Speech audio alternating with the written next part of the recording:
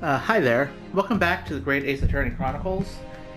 We left off on another rather important moment.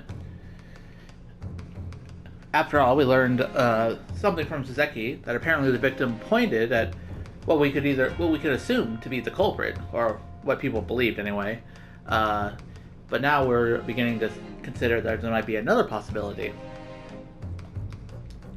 Now let's see. At the moment the victim was stabbed, where exactly are you proposing that the culprit was concealed? Now, if I remember, okay, again, let me just. I'm not exactly sure where exactly he was precisely, but if he was pointing at like the back of the hut, I assume this general area should suffice, right? Because like from the photo that we saw, it kind of seemed like it was at an angle, like it would be like here maybe. Or like hereabouts, but I mean, who knows? It would clearly, because if he was on this side, then Hosonaga and Natsume would have seen him. So he has to have been on this side of the hut somewhere. So I'm just gonna go approximately here. Hope that is close enough. The true culprit was in this area here. Is that good? There, Counsel. That's right, Your Excellency. I believe the culprit was hiding in the location I've indicated. Why? Oh, well, that's, rather hard to say. Clearly, this particular theory needs no further consideration, given your wide-eyed look of alarm. Oh, dear. I chose poor. I don't. Again, I don't know exactly where it was. I mean, he said that it looked like she was pointing somewhere in the general back of the hut. I suggest you begin by considering where the victim was in the moments leading up to her death. Yes, of course. Perhaps you'd care to identify a more credible location, Counsel. Okay, fine. I guess I gotta be specific with this shit.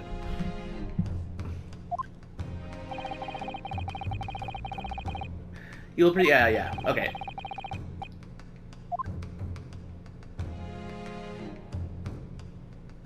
Okay, so we assume, I mean, are you sure? Again, because from what we heard from Ray, the victim had been sitting, like, at the back of the hut, like, around here. So the culprit to have stabbed her, like, yeah, it would have had to been in, like, this general area, right? Like, I mean, maybe it need to be a little more, like, specific, like, right here, maybe. Take that! Okay, I guess that was it. I just had to be more specific. Naruhodo-san would never give up. And I'm a Naruhodo now. The true culprit who fatally stabbed Miss Brett was concealed in this location here. Are you mad, Counsel? You're suggesting the culprit was outside the hut? I mean, yeah, I kind of did my... Okay, apparently my first guess was not outside the hut. Ugh, I mean, come on. Oh.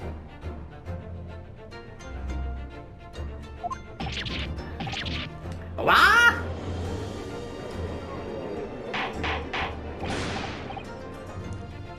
Order, order, order. But student lawyer Naruhodo-san Esquire! That makes no sense at all!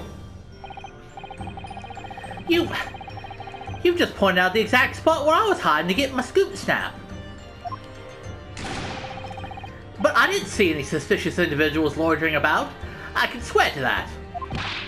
Obviously, if the culprit had been outside the hut, there's no way that he or she could have stabbed the victim who was inside the hut. Actually, Prosecutor Ouchie, there is a way. Gah! And, in point of fact, the defense can provide evidence strongly suggesting that this is precisely the way Miss Brett was killed. You're bluffing! You're bluffing, yeah! The defense's assertion is clearly too fantastical for the court to comprehend. You will need to give us more guidance, counsel. What piece of evidence corroborates your theory that the victim was stabbed from outside the hut?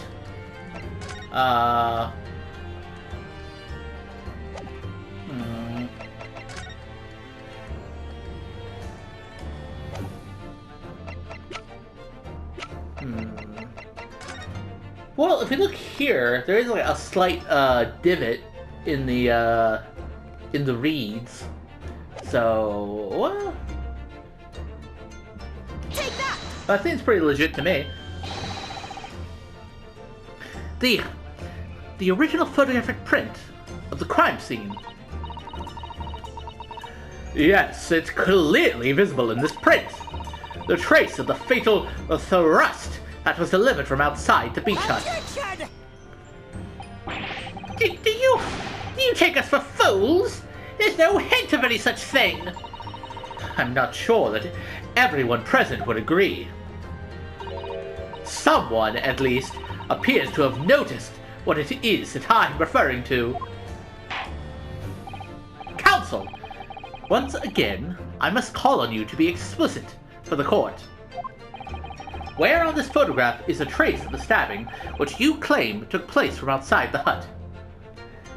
I'd say about here, because like I said, there's a slight divot, or, in the reeds, you know? Look closely, just here. In the screen at the back of the hut, you can see the effects of a blade having been forced through the reeds. No, I can't! I can't see any such thing! It's true that the hut in question had 4 walls as you'd expect. However, by parting the reeds, a knife blade could easily penetrate them. This is extraordinary. Yes, I agree. The true culprit actually stabbed the victim from outside the beach hut. Out of everyone present at the scene, there's only one person who could have done that. Only one person who was directly outside the hut when Miss Brett was killed. Right in, Menimemoism! It could only have been you. Meow. Attention! This preposterous idea leaves me almost speechless. Just look at the photograph again. The victim lies almost exactly in the center of the beach hut, does she not? Are we to assume, as part of this farcical scenario, that the assailant was a knife thrower? Objection! No, actually. She was sitting before she fell over, you know? And then she stood up and then fell over and died.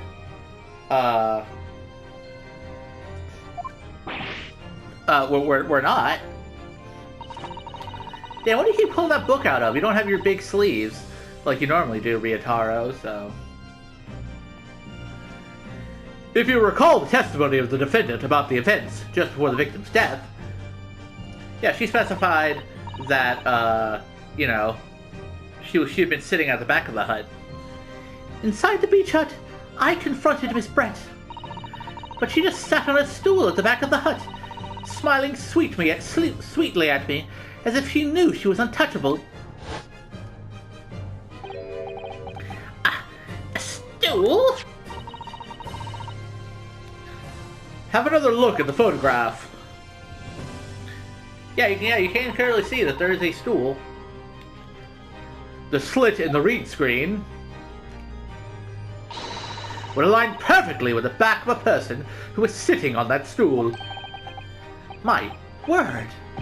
So, in fact, the victim was killed while sitting on that stool by a stab wound to her back delivered through the read screen. Having been attacked, Miss Brett rose to her feet instinctively. But then, unable to speak, she collapsed on the floor in the middle of the hut, before the defendant, Menimemoism's appalled eyes. And that, Your Excellency, is the truth of what happened on the beach that day.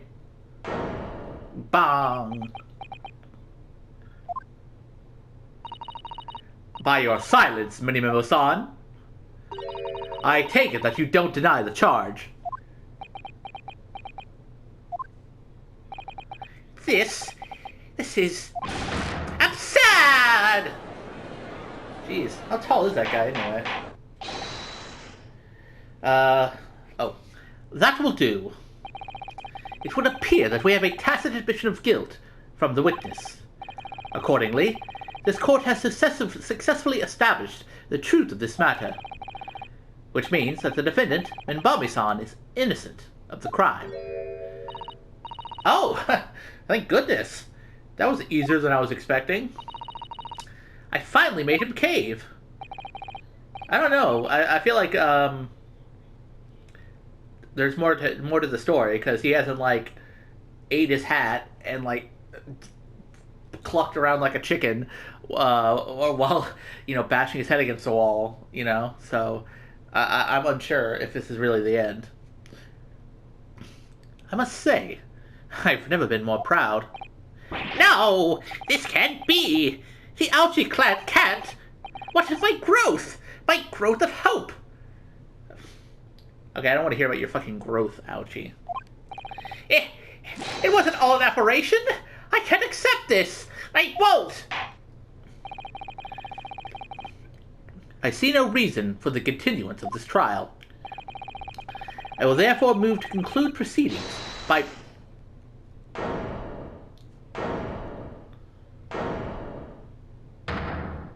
Oh, see, I had a feeling you had more to say, pal. Ha! Ha! Ha! Well, this is all very convenient. This is how the highest court in our mighty empire delivers justice, is it? Suppressing well-meaning citizens freedom to speak, and branded them as criminals. But we've established that the victim was stabbed from outside the hut, through the reed screen walls. And no one but you was in place at the time to have his hand on the hilt of the blade. It's a perfectly logical deduction. So, your argument hinges on the location of whoever stabbed the Englishwoman, does it? Well, it seems a little irrelevant now. Irrelevant?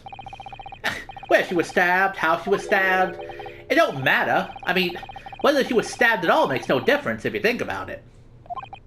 After all, this trial's already shown the whole thing hinges on something else. Oh no, he's got a new evil pose. That can't be good. Also, you okay? Are you okay, Suzeki-san? You kind of look like you're stressing out a little, my good friend.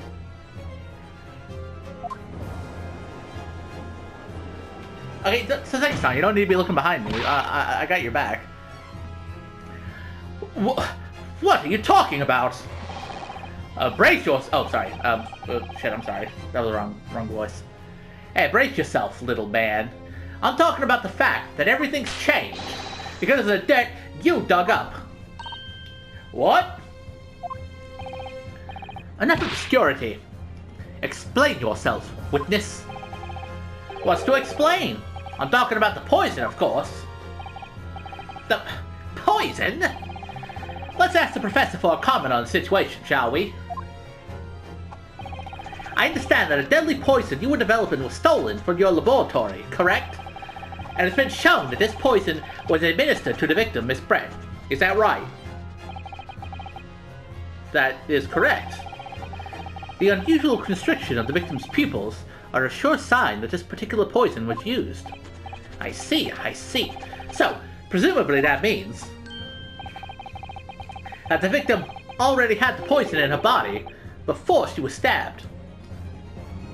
That's a good point. I mean, we already tested the blade, and we saw there was no poison on the blade, so that's fair.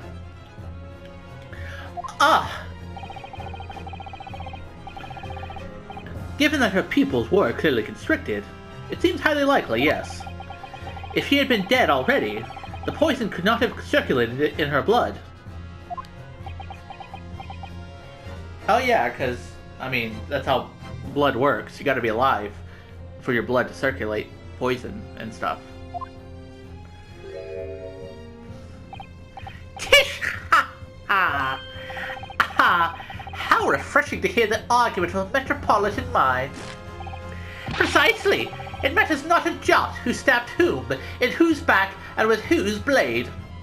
Okay, I feel like... Okay, ouchie, my guy. I feel like you're letting the witness make the argument for you, and you're just kind of going along with it. Because, quite simply, the Englishwoman's life was taken not by the knife, but by the poison. But that could be explained by the poison being on the blade, as I already... Except we already proved... Yeah, okay, I could have said... Come on, you gotta keep up, Ryotaro. Forgotten already, have we, yokel? During these very proceedings, the laboratory of the professor at your side assisted in proving that the blade of the weapon used to attack the victim had no trace of poison on it whatsoever. Gah. So let me get this down. The facts, as skillfully established by the defense in this trial, turned out to be a headline-making red herring. Is that about right? Well, gah, fuck me. I've been bamboozled. Order, order, order. But, where does this leave us? How, in that case, did the poison enter the victim's body? There is an undeniably obvious answer to that. The lady most likely imbibed it. You mean she drank it? Yeah, that's what fucking imbibing something means. Have another look at the photograph here. As you can see, a bottle of carbonated water and a glass have been knocked into the sandy floor of the beach hut. Jeez, there's fucking carbonated water coming up again. That shit's gross, man. You shouldn't drink that even if there wasn't poison in it, you know? The poison could have been slipped into either. So somebody made Miss Brett drink it. Yeah, well, what do you know? Look at those dashing eyes. This will make a great front page shot. Hey, why the bewitching stare? After all, I'm the last person you should be looking at. It would make no sense at all that I poisoned a woman, would it? I mean, that's been established already. Established? What are you talking about? Don't tell me you've forgotten. That's a little hard to believe, given that the person who established it was you. Me? What on earth does he mean? Oh, let me capture those wide eyes. This is prime press fodder, this is. It would seem that this trial is not destined to end yet, after all. I hereby call upon the witness to give further testimony. That's great, that is. Let me get a shot of that magnificent beard, Your Excellency. You claim it to be impossible that you were the one responsible for administering the poison to the victim. You will explain to the court in your testimony the basis upon which you make such a claim. I'm a journo, and I'm a man. I never tried to run or hide from anything in my life. And I'm not about to start now, because that's Menimemoism. For a brief moment, I thought I'd eliminated the truth, but it slipped right back into obscurity again. Just where is this trial going to take us? Well, clearly it's taking us down a poison trail. Poison all the way down, apparently. Complete innocence. Oh yes, I stabbed the Englishwoman, and it's that very fact that proves I'm innocent. Because why would I have bothered to stab the woman if I'd already poisoned her? When I heard the student girl and that pompous English murderer arguing, it got my goat. If the courts weren't going to punish Brett for what she did, someone else would have to see justice done. Oh, okay, geez, so you're admitting that you did stab her. I wasn't expecting to go there with it. So, you admitted then that everything happened as I described. That you are the one who stabbed Miss Brett in the back through the reed screen. You can blame this miserable country of ours. A country that bows to the pressure of foreign powers and lets murderers walk free. What kind of future can a country like that have? That's why I did it. I did what our pathetic leaders didn't have the guts to do. Slap bang in the middle of that charming lady's back. I plunged the blade of sweet justice right in there. Is that an innuendo? I mean, I feel like you didn't have to admit that part, but okay. Because, like, I'm pretty sure, even if you didn't directly murder her, I'm pretty sure, like, admitting that you stabbed her is kind of an admission of guilt. You know? As someone who spends his life seeing that the truth is told, I feel really, really awful about giving false information in my testimony before. But as it turns out, there was somebody else who had it in for the victim and got to her before me. That's right, you guessed it. That pretty little student girl. Now there's a woman after my own heart.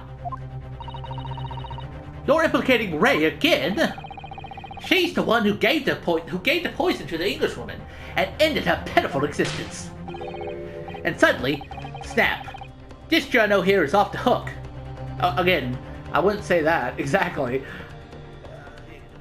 Stabbing people is still generally looked down upon in most jurisdictions. I would think. The argument is sound, certainly.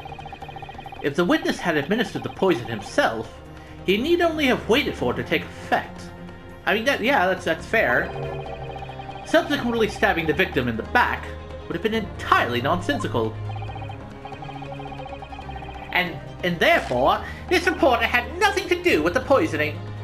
Yes, it's all quite logical. That's right, it is. Logical and true. I'm glad you've all seen the light. Justice at last. This is unbelievable. After I'd made so much progress in proving his guilt. Is he going to get away with it now? No? Again, stabbing someone is still bad. Like, even if he was technically going to die from poison, I feel like that's not something you're allowed to do normally.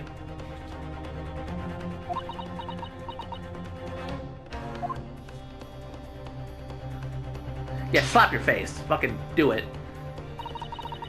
Think of Kazuma-sama and Naruhodo-san. They never stopped looking for a way forward until the judge's final gavel. Very well then, counsel. Proceed with what I assume to be your final cross-examination in this trial. Yes, Your Excellency.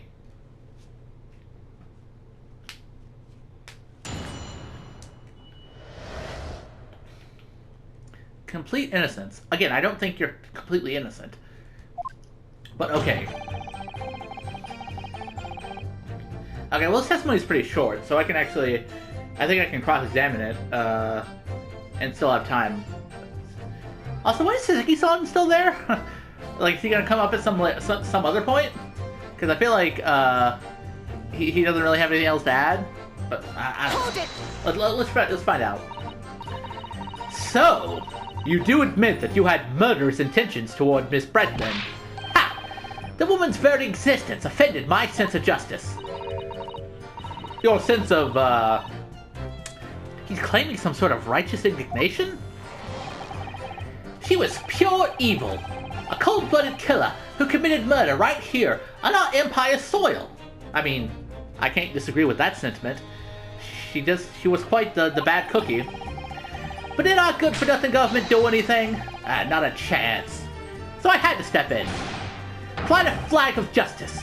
Put things right for the people. Yes, it was my civic duty. That's what drove me to do it. So, in summary, murderous intentions and... whatever you want to call it, the point is this. That Englishwoman was a blight, so I had to do what was right. For society.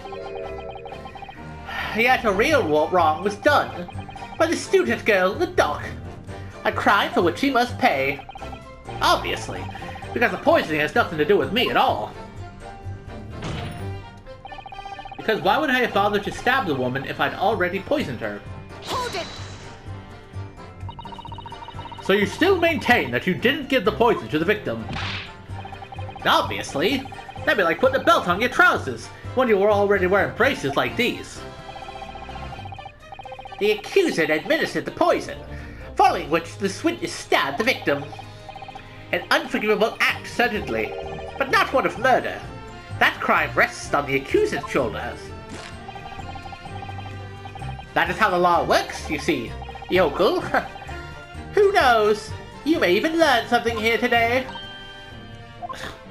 You don't need to be so smug about it. 2 consecutive attempts on her life in the space of minutes. Quite a day for the victim. Yeah, I'd say so. Do something that evil, and you got it coming. That's how the law works. The law of reckoning. That's not the kind of law this court upholds. You will reiterate why you were compelled to stab the victim then, witness.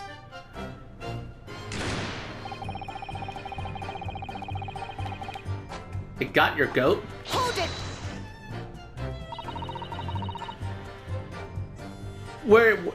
If it got your goat, where's your goat now? What exactly were they arguing about? About what happened in that restaurant 9 months ago, that's what. The student girl was laying into the Englishwoman for killing her beloved mentor, a Dr. Wilson. Yes, John H. Wilson. Professor of Medicine, invited here from England by Professor Mikotoba, no less. Right. But the Englishwoman just jeered. Her case was to be heard by the British Consular Court in Shanghai. However, there is little doubt that she simply would have been acquitted and sent back to her homeland a free woman. Oh. I guess. Maybe that's why everyone was so mad about, or was, you know, acting like she escaped justice. I kind of assumed that she would just be, like, found guilty there, but if the idea is that, like, they would be covering up for her, then I can kind of understand that. It was eating that student girl up inside. You could see it. I really felt for her. Oh, someone's interrupting. Oh, I guess it's Ray. I guess you gotta speak up for yourself. It's fair enough. I can't stand here and listen to this tripe. Ray? Young girl, you stand accused here. You can't just blurt out whenever you feel like it. No, you can't. Sorry, but I'm in the middle of some very important testimony here. You just keep quiet and listen. But this awful man is making all of this up. Susato, please, you have to make them listen. Return to the dock at once, Minmami-san. We are in the middle of a cross-examination. Your Excellency, please, I implore you. That journalist is clearly not a trustworthy witness. Exactly. He's a filthy, rotten, black-hearted, bigoted, dirty, great peeping Tom. Oh, is he? Whoa, take it easy there. Please.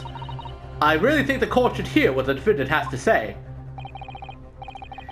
Your Excellency, I see no need whatsoever to entertain the accused's remarks. I will grant the request of the defense. But Your Excellency! This is likely to be the final cross-examination of these proceedings. As such, I believe it would be ill-advised to stifle the defendant's obvious concerns. So, whilst recognizing that this contravenes regular protocol, I hereby call upon the defendant to speak. Oh! Thank you so much, Your Excellency! What, are we having a testimony inside testimony? It was nothing to do with Dr. Wilson. We were discussing the stolen poison. Huh. Yeah, I mean, that is what Ray told us in the gallery. Or not the gallery, the waiting room, you know. Hold it! The stolen poison that killed the victim, you mean? I suspected her of being the one to steal it. I mean, just think about how she killed Dr. Wilson. That's true. Additionally, Miss Brent certainly had knowledge of the new poison. But surely it would be no easy task to steal a highly secret toxin being developed for the government. Indeed. All visitors to the laboratory are thoroughly searched when they leave. Even if a thief managed to avoid being seen by myself or a colleague, getting the poison out would be very difficult. That's true! I pestered Professor Mikoltova until he agreed to show me the poison when I visited his laboratory. But as I left, I was searched from top to tail. Miss Brett rather bluntly revealed the existence of the toxin we've been developing, you see. And since Suzeki-san expressed such an interest in it, I felt unable to refuse. Obviously, I gave nothing away, other than the fact that it was an extremely potent substance. I'm very ashamed of myself. It's just that I've had a singularly terrible experience with a deadly poison. You have? I don't remember poison being involved last time, but okay. I wanted to look my own enemy in the eye! Surely you can understand that! To find out if my suspicions were true, I confronted Miss Brett about the poison. I told her that if there were to be an incident involving it somehow, it wouldn't just be the university. The military would be dragged into it. The whole government, even. It would be a complete disaster. Disaster. And how did Miss Brett respond to your concerns?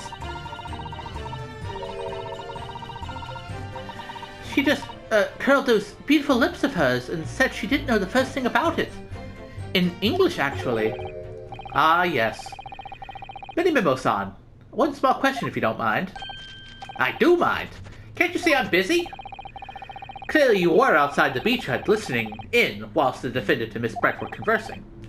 Presumably, then, it was you who wrote this article about what you'd heard. Exclusive. Deadly poison stolen from Yume Medical Research Laboratory. The story was published in this morning's edition of Shoyu News.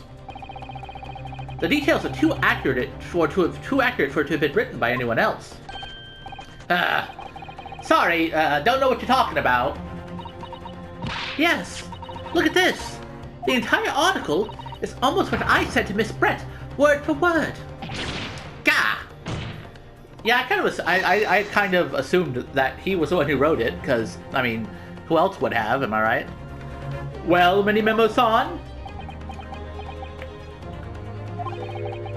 As a journo, and as a citizen of a free country, I don't have to reveal my sources. That's a founding principle of Menimemoism. Father's clearly right about this. That reporter did write that article, and he based it on what he overheard from outside the hut. Yeah, again, I kind of assumed that to be the case.